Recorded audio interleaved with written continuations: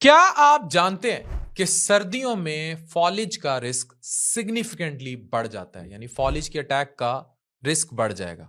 हम आपको बताते हैं कि मेडिकली आप अपने आप को और अपने प्यारों को बचा कैसे सकते हैं। हम आपको बताएंगे कि स्ट्रोक यानी फॉलिज है क्या, और सर्दियों में क्यों फॉलिज के अलोंग विद दिल के दौरे ज्यादा पड़ते हैं, और बचाव कैसे मुमकिन है। स्ट्रोक यानी फॉलिज तब होता है जब ब्लड फ्लो ब्रेन में इंटरप्ट होता है, यानी दिमाग में ब्लॉकेज आती है। अगर ब्लॉकेज हो जाए तो इस्कीमिक स्ट्रोक है, और अगर ब्लीड कर जाए तो हेमरेजिक स्ट्रोक है। अब क्यों मेडिकल रीजनिंग की वजह से सर्दियों में ये दौरे ज्यादा पड़ जाते हैं और हमें केयर करनी है। वेजो कंस्ट्रिक्शन होती है, ब्लड वेसल्स नैरो हो जाती हैं, और कोल्ड वेदर जो है यानी ठंडा मौसम जो है ये वेजो कंस्ट्रिक्शन करता है। ब्लड फ्लो कम हो गया, ऑक्सीजन सप्लाई कम हो गई, और इससे ब्लड प्रेशर बढ़ेगा जो कि एक मेजर स्ट्रोक का रिस्क फैक्टर है।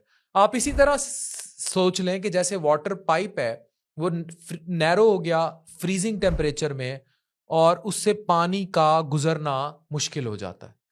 दूसरी बात, हाइपरटेंशन ज्यादा हो जाती है। जब ये वेजो कंस्ट्रिक्शन होगी, हार्ट को पंप हार्डर करना पड़ेगा और ब्लड प्रेशर बढ़ जाएगा, और इसकी वजह से वेसल रप्चर यानी हेमरेजिक स्ट्रोक का रिस्क बढ़ जाता है। या बाजुकात प्लैक एक, यानी कि आपके खून के अंदर अगर लिपिड्स प्रोफाइल आपकी डिस्टर्ब है, और आपके खून के अंदर लिपिड फिर रहा है, यानी कि फैटी डिपॉजिट्स फिर रहे हैं, तो वो कहीं जमे हुए होंगे, तो वो डिसलॉज होंगे और वो जाके दिमाग की किसी शरेयान में फंसेंगे, वहाँ की सप्लाई बंद हो जाएगी, और उसको इस्कीमिक स्ट्रोक कहते हैं।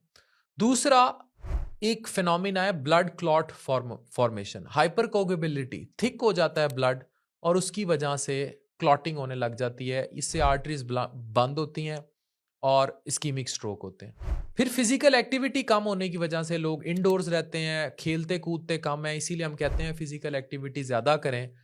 और वैसे भी सेडेंटरी लाइफस्टाइल और फास्ट फूड जंक ये ज़्यादा खाना, ये वेट गेन करेगा ड्यू टू पुअर सर्कुलेशन, और इससे भी स्ट्रोक रिस्क बढ़ जाएगा।